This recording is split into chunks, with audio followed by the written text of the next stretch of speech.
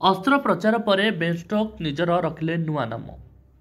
New Zealand गस्तरे थिबा test series रे Ben Stokes हामस्ट्रिंग आघात पाइथिले।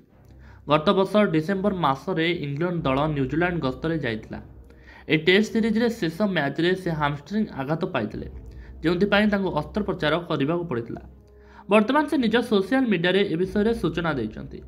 अस्त्रोपचार पर स्टोक्स तांको पादरे एक चित्र शेयर करथिले, जेउंथिरे से एक ब्रेस पिंधिथिबार नजर आछंती। से कार अछंती एवं तांको पाद तले एक तकिया मध्य रखिछंती।